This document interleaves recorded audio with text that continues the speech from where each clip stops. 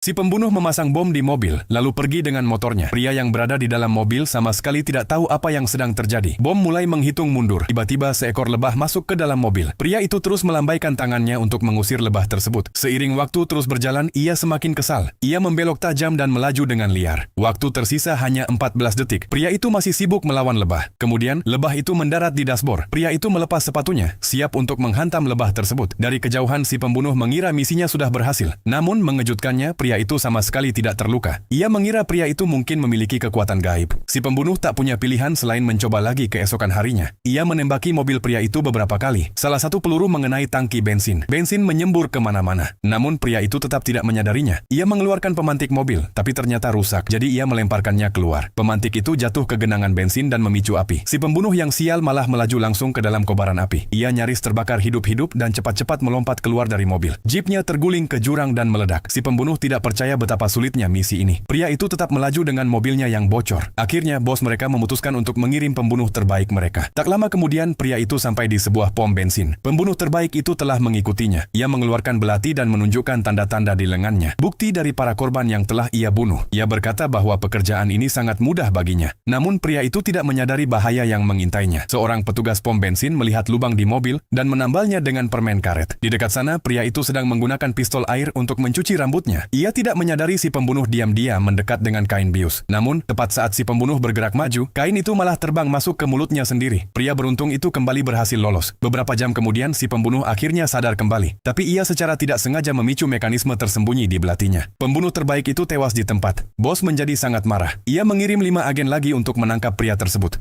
Ia bahkan menempatkan para penjaga untuk mengawasinya. Namun tiba-tiba pria itu meledak dengan kekuatan luar biasa. Ia memutuskan tali dan melompat keluar dari jendela. Ia mengikat salah satu penjaga. Seorang penjaga lain muncul. Pria itu mengangkat tangan untuk menyerah. Tetapi tanpa sengaja, ia malah menjatuhkan penjaga kedua juga. Ia lolos lagi, murni karena keberuntungan. Akhirnya, sang bos kehilangan kesabaran. Ia memutuskan untuk turun tangan sendiri. Ia menyelinap masuk ke rumah pria itu dan menunggu. Saat pria itu pulang, bos tiba-tiba muncul dari balik pintu. Kali ini, sepertinya tidak ada jalan keluar. Pria itu benar-benar bingung. Tapi tepat saat itu, yakin kamu bisa menebak apa yang terjadi selanjutnya?